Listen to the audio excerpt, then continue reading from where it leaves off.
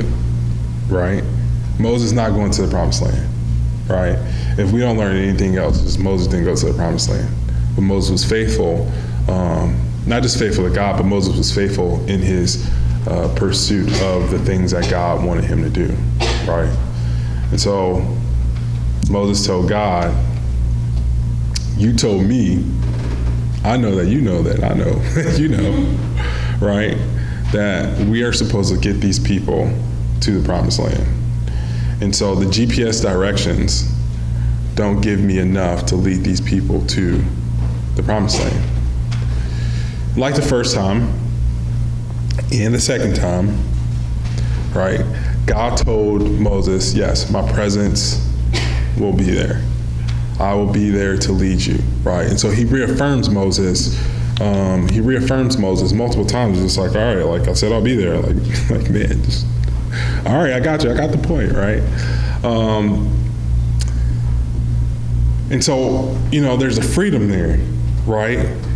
Like, because it's not about Moses engages in like this level of freedom and this level of clarity in which like he wouldn't be able to see if he was just like, okay, like God's not going to be there, so we got to figure some other things out, right? I don't, I'm not, what do they call them, theologian. I'm not theologian enough to say like whether or not God did this is test Moses or anything like that. And so like, I don't want to put the energy out there that you're just like, hey, today I learned that God tested Moses. It's not what I'm saying, right? That's not the research that we did when we prepared today. But there is a freedom, right? And so Moses got that clarity, Moses got that freedom, and Moses accepted that challenge in that I cannot do this, right? This is not the space in which I navigate in, right? So the question I have for the people, right, is like, are there spaces in our own lives in which we walk and we say, all right, like, I'm cool if God's not there, I'm cool if God is there, right? Moses is like, I'm not moving unless God is there, right? But, Moses walked into a space, he asked God a third time, right? But the third time, he almost bit off more than he can chew, okay? And so we get to we passed verse 15.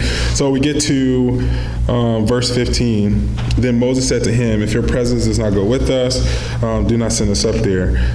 How will anyone know that you're pleased with us, with your people, unless you go with us? What else can distinguish me and your people from all the people on the face of the earth? Verse 17, and the Lord said to Moses, I will do the very thing you asked because I am pleased with you and I know you by name. Okay? Verse 18. Moses said, I'll show you in your glory, right?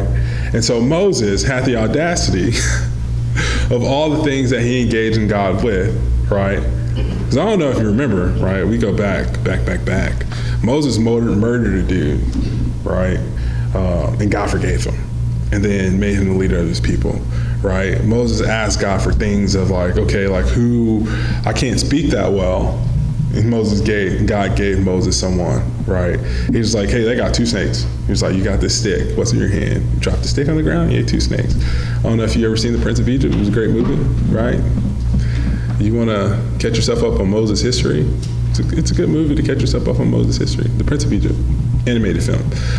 But Moses was just like, that is not enough, right? And so as we walk into our own relationships with God, right?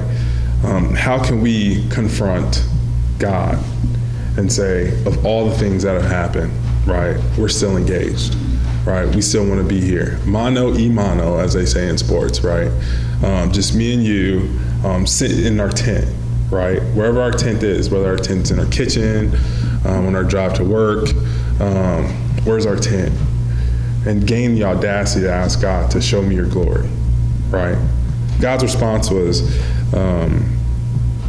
wild, because he said, I will cause all my goodness to pass in front of you, and I will proclaim my name, the Lord, in your presence. I will have mercy on whom I will have mercy, and I will have compassion on whom I will have compassion. But you cannot see my face, for no one can see me and live. Then the Lord said, there's a place near me where you will stand on a rock. When my glory passes, I will put you in the cleft of the rock to cover you with my hand until I have passed by. Then I will remove my hand, and you will see my back, but my face must not be seen. And so Moses had the audacity to ask God, right, to show me your glory. He walked into the space in which he did not cling to the things that God has done for him in the past to say, oh, this is more than enough. Like, we're good, right? And so now I can take these people and, like, we can be good, right? Moses understood that Moses wasn't going to see the promised land, right? Because if anything, God's not a liar, right? And so Moses carries these people to the promised land, but Moses is unapologetically, I'm not leaving without God. But the one thing that Moses had to understand in his dialogue with God is that despite all of these asks, right, was despite all of these wonders that Moses had, that Moses could only endure the glory of God under the protection of God, right? And so, like, as we step into these spaces and we ask God for these things, my prayer and my hope for all of us in this room is that we pursue the glory of God, but under the protection of God, which means that it's not just about our terms in the way that we see God or the way that we pursue the things that God wants us to pursue. It's not just about us, right? It's not about me. It's not about Isaac Barber from Chicago, Illinois, right? But under the protection of God, we pursue the things that God would like us to pursue. Let's pursue the glory of God and pursue the protections of God. Thank you so much for allowing me to hang out with you guys today. I think that we have a hymn.